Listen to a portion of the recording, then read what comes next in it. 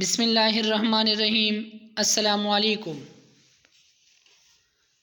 حضرت امیر معاویہ رضی اللہ تعالیٰ عنہ کے زمانے میں جب میدان احد میں زیر زمین نہر کھودی گئی تو حضرت عبداللہ بن عمر اور عمر جموح کی لاش بالکل سلامت اسی طرح نکلی کہ زخم پر ہاتھ رکھا ہوا تھا۔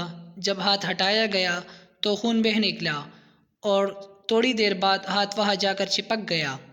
حضرت جابر بن عبداللہ رضی اللہ تعالیٰ عنہ نے فرمایا کہ جب حضرت امیر معاویہ رضی اللہ تعالیٰ عنہ نے وہ نہر کودنے کا ارادہ فرمایا تو فرمایا کہ اپنے اپنے شہداء کو یہاں سے ہٹا لیا جائے۔ جن لوگوں نے اپنے رشتہ داروں کی قبروں کو کھود کر وہاں سے نکالا وہ سارے کے سارے ایسے تھے جیسا کہ ابھی ابھی غسل دیا گیا ہو، ان کے بدنوں سے پانی نچڑ رہا تھا۔ ایک شہید کے پاؤں پر غلطی سے کدال لگ گئی تو اس سے تازہ خون بہہ نکلا۔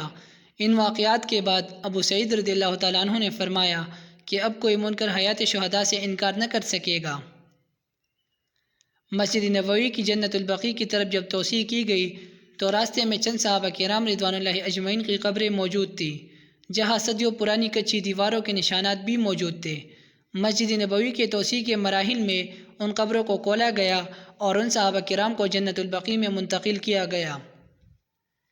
یہ حج کا زمانہ تھا جب ان صحابہ کرام رضوان اللہ اجمعین کی قبروں کو کھولا گیا اور یہ عمل رات کے وقت کیا گیا تاکہ لوگوں کو کم سے کم پتہ چلے۔ بعض لوگ جو اس سال حج پر گئے ہوئے تھے انہوں نے ان صحابہ کرام رضوان اللہ اجمعین کی زیارت کی۔ جب ان کے جسموں کو نکالا گیا تو ویسے ہی تر و تازہ تھے، کیڑے مکوڑے کا نام تک نہ تھا۔ کافی لوگوں نے ان پاک جسدوں کی زیارت کی اور تابعین میں اپنے آپ کو شمار کرا لیا۔ حضرت سیدنا عباس بن عبد المطلب رضی اللہ تعالیٰ عنہ فرماتے ہیں کہ حضرت سیدنا عمر بن خطاب رضی اللہ تعالیٰ عنہ میرے پڑوسی تھے۔ میں نے ان لوگوں میں ان سے زیادہ افضل کسی کو نہیں پایا۔ ان کی راتیں عبادت میں گزرتی، دن کو روزہ رکھتے اور سارا دن لوگوں کی حاجات پورا کرنے میں گزر جاتا۔ جب حضرت سیدنا عمر بن خطاب رضی اللہ تعالیٰ عنہ کا انتقال ہو گیا تو میں نے اللہ تعالیٰ سے دعا کی کہ مجھے حضرت سیدنا عمر بن خطاب رضی اللہ تعالیٰ عنہ کی خواب میں زیارت ہو جائے۔ میری دعا قبول ہوئی اور ایک رات میں نے خواب دیکھا کہ حضرت سیدنا عمر بن خطاب رضی اللہ تعالیٰ عنہ مدینہ شریف کے بازار کی جانب جا رہے ہیں۔ میں نے سلام کیا، انہوں نے جواب دیا۔ میں نے پوچھا آپ رضی اللہ تعالیٰ عنہ کا کیا حال ہے؟ فرمایا ابھی ابھی حساب و کتاب سے فارغ ہوا ہوں۔ اگر میں اپنے رب عز و جل کو رحیم و کریم نہ پاتا تو میری خلافت مجھے لے ڈوبتی۔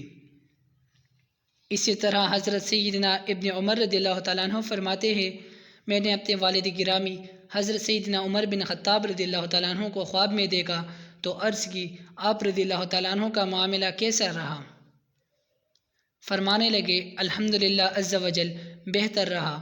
قریب تھا کہ میری خلافت مجھے لے ڈوبتی لیکن میں نے اپنے پروردگار عز و جل کو بہت رحیم و کریم پایا۔ پھر آپ رضی اللہ تعالیٰ عنہ نے مجھ سے پوچھا بیٹا بتاؤ تم سے جدا ہوئے مجھے کتنا عرصہ ہو گیا؟ میں نے عرض کی تقریباً 12 سال ہو چکے ہیں۔